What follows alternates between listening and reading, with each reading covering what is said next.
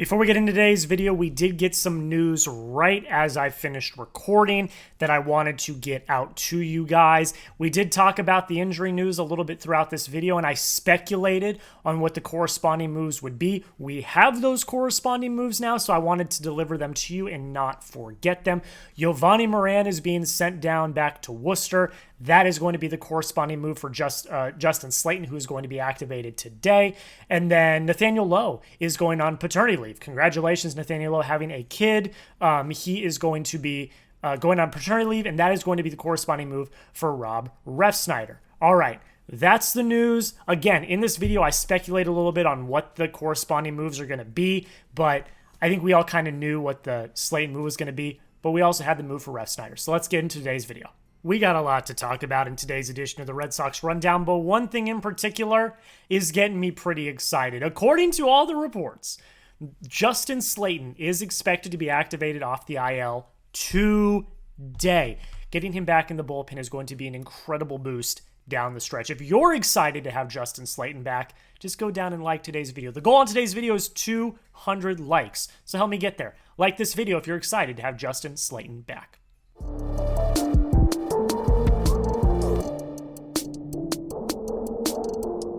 Welcome into this edition of the Red Sox Rundown. I am your host, Jack Lotta-Ray. Thank you so much for taking the time to watch this video. We're on Kyle Harrison watch. We have Red Sox injury news, the latest on Payton Tolle, and we're going to recap a game the Red Sox had no right winning last night, but somehow found a way to win. Welcome in, buckle your seatbelts, it's time to go. For all intents and purposes, we're on Kyle Harrison watch. It seems like he might be getting the call to the majors this weekend. We got a bunch of reports from a bunch of different reporters that we're going to talk about today. We will also discuss Payton Tolle because according to Alex Cora, everyone is in play. We have no idea what's going to happen. Nobody knows who's going to start on Saturday or Friday. We'll talk about that here in a second. Here's what Tim Healey had to say. This was kind of the first big tweet that came out in Alex Cora's media availability before the game. He said, Alex Cora said Dustin May is not locked into his start on Friday. We're still juggling a lot of things, Cora said. He said the Red Sox need a starter Friday or Saturday with May going the other day. So Dustin May's not losing his rotation spot. It's just which day is he going to pitch. Asked about Kyle Harrison, he said everybody is in play. Here's what Christopher Smith had to say on Kyle Harrison. He said, Kyle Harrison is still in play for the Red Sox on Saturday after throwing just 38 pitches yesterday, 2 days ago. Would be on short rest, but they kept his pitch count low intentionally so he could remain in play. Everyone is in play, Cora said. And then I believe Chris Cotillo said, I could be wrong, don't quote me on this, but someone said, of the two, Tolle and Harrison, Harrison is the most likely option to pitch this weekend. We talked about this in yesterday's video. Why was it that Kyle Harrison got pulled early? We have our answer. Intentionally, just in case they want to go to him this weekend. So we are officially on Kyle Harrison watch. He's, the underlying metrics are not going to blow anyone out of the water right now, but he has started to pitch better in AAA. After completely retooling his arsenal since the Rafael Devers trade. Bringing him up, it's going to be interesting to see. He is kind of a proven commodity in the majors. He pitched for the Giants in the majors over the past few years, and he's been fine. He's been pretty good. He hasn't been a world beater, but he hasn't been horrible. Anything's better than Walker Buehler. I'm sorry. I'm sorry. Anything's better than Walker Buehler at this point. And you have an open rotation spot. If it's not going to be Payton Tolle, I am all on board to just see what Kyle Harrison has. And if it doesn't work, fine. Retool, regroup, call up Payton Tolle, move someone else. I don't know. Figure it out. Does Kyle Harrison make his debut this weekend? Type Y for yes if you think he does. Type N for no if you think he does not. I'm going to say yes. All of the reports lean to Kyle Harrison. And, again, one of the beat reporters, I don't remember who it was, so please don't come at me. But one of the beat reporters said it seems like Harrison's the most likely option, although Alex Cora said everyone's in play. Cora's not going to say one thing or the other if he doesn't know. So I'm going to say yes, but you let me know. Y for yes, N for no. Does Kyle Harrison make his debut this weekend? We are on Kyle Harrison watch. Could happen within the next few days. A lot of roster moves are going to happen within the next day or so. Today in particular, this is our next segment. The Red Sox, we got injury news on the Red Sox. Justin Slaten was in Baltimore yesterday. There was reports that he might be activated yesterday. There were things that they had to figure out. He ended up not being activated yesterday, but it sounds like, according to Ian Brown, that both Slaten and Rob Refsnyder will be activated today. So that's 4 roster moves right there. The activation of both of them, and then 2 players are going to have to get DFA'd or demoted back down to AAA. I would assume it's Yostinson Garcia, because David Hamilton's earned his spot. Maybe Nate Eaton. It's one of the 2. I'm not really sure. And then for Slaten, if it's not Giovanni Moran, I talked about this in yesterday's video. If it's not Giovanni Moran, I'm going to be scratching my head because Moran's not been good up at the big league level. But again, I think Moran's a lefty and Slaten's a righty, so that doesn't work. Again, don't quote me on that either. I'm pretty sure. So I don't know what the moves are going to be. It's going to be interesting to see. And then you've got to figure out a starter. Who's going to be your starter on Friday? Or Saturday, excuse me. Does that move happen tomorrow? I don't know. It doesn't make sense for it to happen tomorrow because they're going to pitch on Friday or Saturday and they're back home. So that doesn't make sense for it to happen tomorrow. But definitely something to think about. Definitely something to talk about over the next few days. We are going to know within the next few days who the 5th starter is in this rotation. A bit more injury news. We talked about Wilyer Abreu a few days ago and how he probably wouldn't be ready until next week. Cora said that he's likely going to return during the Cleveland series, which is the beginning of next week, the 1st through the 3rd. So good news.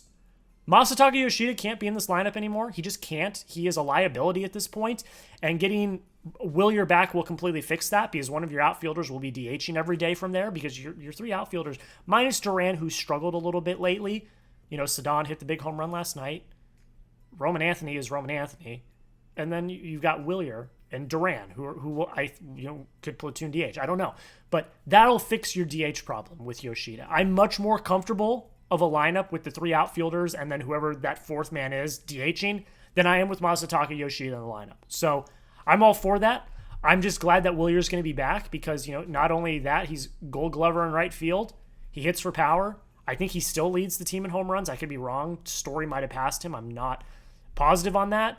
But at the end of the day, you don't want people injured. You want your roster on all cylinders. So good news that he's going to be back soon and that he's progressing well. Let's talk about the name that everyone wants to talk about, Payton Tolle. I saved this for last in terms of segments before we recap the game because I don't think it's going to happen. But there are some nuggets that we're going to talk about that it could happen. Here's Tim Healey on Payton Tolle. This was a note on what Tolle's plan is for this weekend.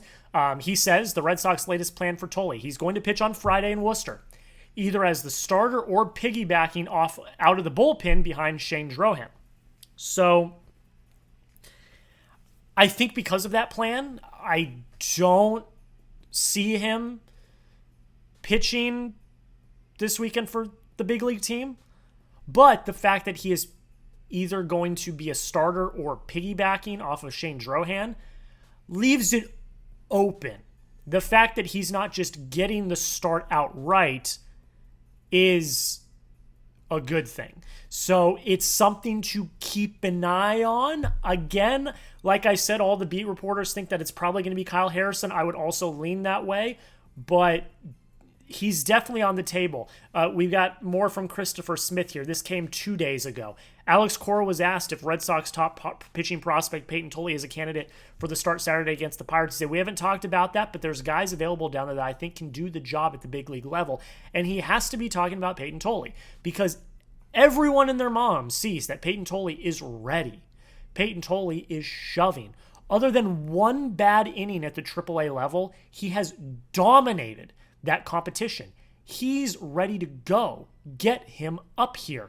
But they do want to do their due diligence. They do want to make sure that he's fully ready to go. They don't want him to come up and crash and burn because at that point it's just not great. Real quick, does Payton Tolle get called up this year? M for majors if you think he gets called up to the majors, or S for stays down if you think he stays down in AAA. I am on the clock for my fantasy football draft as we speak right now. I'm number 1 overall pick. I'm going to promptly draft Jamar Chase. There we go. And now we get back to the video. Does Payton Tolle get called up this year? M for majors if you think he does get the call, or S for stays down if he does not. Make sure you hit that subscribe button if you have not already. We got past our goal of 5,000 subscribers. Thank you all so much again for hitting that milestone. It means the absolute world. Daily Red Sox coverage. I promise you, you will not regret subscribing to this channel because this is the best place to be when it comes to getting daily Red Sox coverage. When the Red Sox make a move, I make a short, and then I do long-form videos recapping it afterwards. There's going to be a lot of roster moves today that happen, and when they do, I will have short-form videos out for you guys when they happen. So lock in, get ready, subscribe, join the family today. The Red Sox had no, and I mean no, right winning last night. Red Sox win 3-2. They are 6-1 on this road trip with a chance to sweep the Baltimore Orioles today with Garrett Crochet on the mound. But like I already said, they had no right winning this game at all. They don't. Let's get into it. Brayan Bello gives you 6 2/3, 5 hits, 2 runs, only 1 earned run, a walk, and 6 Ks. It should have been 7 innings shut. Some bad defense gave up those runs, and he should have had a 7-inning gem of a shut piece, and he should have got the win. Not ideal. Not ideal, to say the least. Your bullpen continues to be absolute nails. Justin Wilson finishes out the 7th perfectly. Greg Weissert gives you a perfect 8th. And Aroldis Chapman strikes out the side in the 9th, as he tends to do, to give you the win. Your pitching did everything it could have possibly done to win this game tonight. Your pitching is not the issue. It's your defense, and it is your offense. The defense basically gave up the 2 runs. The run in the second, deflected off of Sedon's glove. Now, he dove to catch it. That's a tough play. So I'm not fully going to blame that on him. He laid out and just didn't make the catch. The play in the 7th, though, is inexcusable. It was Dylan different Dylan. The play in the 7th is inexcusable. Dylan Carlson hits a, high fly ball out into left center. Duran and Sedon are both under it, basically, and they just let it fall. Also with 2 outs, by the way, and a runner on first base. So the runner obviously takes off on contact. Runner scores from first because you just let the ball fall in between you. No communication whatsoever. Someone call the damn ball. The lack of miscommunication, the miscommunication there is horrible. That can't happen. If they would have lost last night 2-1, that would have gone down as another one of the inexcusable worst losses of the season. Not the worst loss. The game a few weeks ago where they struck out with the bases. They didn't score with the bases loaded in 3 straight innings. That's the worst loss of the year. I don't think anything's going to top that. But this is probably a close second or third. Inexcusable. Those are the type of errors when you want to be a playoff team that you can't make. You can't make them. You need to have better thought process than that. You need to have better communication. I know I'm armchair quarterbacking it, but look, everyone's saying, "Oh, Jack." I mean, I played 4 years varsity high school baseball in the outfield. I do have experience in the outfield. Call the damn ball. It's your ball unless someone calls you off. These are major leaguers. They need to make those plays. And look, they both saved themselves by what they did in the 9th, but mistakes like that, especially at the big league level, are inexcusable. I know I just flexed my high school accolades. That's really cringe. Please forgive me, but I'm using it as a reference because everyone's like, "Oh, this guy has probably never picked up a bat in his life." I have 4 years varsity high school baseball, left fielder, I got some accolades, but I digress. The offense didn't do much either. 7 hits, 1 walk, 7 Ks. So the bottom 7th, top 8th was one of the most infuriating two half innings of baseball I've watched this year. You give up the run in the bottom of the 7th. You get 2 runners on the corners with no outs in the 8th with the chance to tie it up.